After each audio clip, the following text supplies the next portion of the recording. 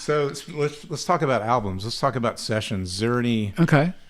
I don't even know. I mean, you've got so many to pick from. Is there any memorable things, or any maybe funny stories, or something you could pass along to people who are watching this, who are curious about how it works? Or Well, I will tell you, one of the things that I am known for is the rhythm acoustic guitar part on "Losing My Religion" by R.E.M.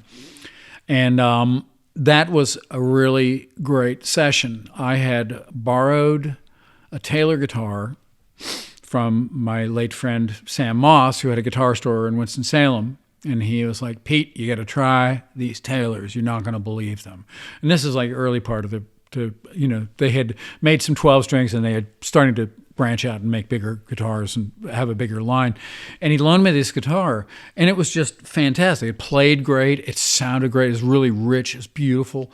And I went up there, and that was one of the songs we were working on. We had done some rehearsal in Athens before we went up. And then we went into Studio A at Bearsville, which is big, giant room. You see pictures of it now, and it was amazing.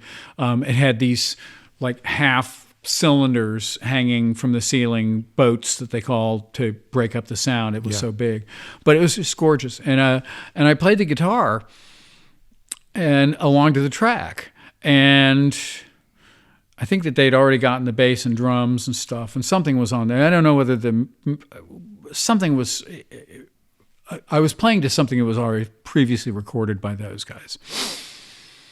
And I listened back with Scott Litt, who was the producer, who had produced the DB's record Repercussion a couple of years before that. And I was listening back, and I was like, that is just not in time. That is not in time. I need to go back and do that. And he's like, no, it sounds fine. And I'm like, Scott, you really have to trust me on this one. It does not sound like it's locking in with everybody. So I went back out, and I changed a little bit of the mix.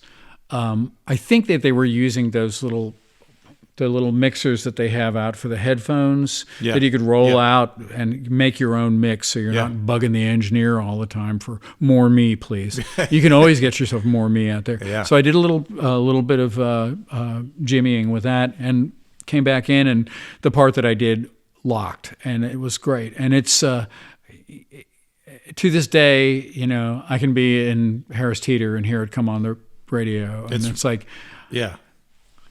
that's me on acoustic. Yeah. And I'm really proud. And I enjoyed playing music with those guys a lot.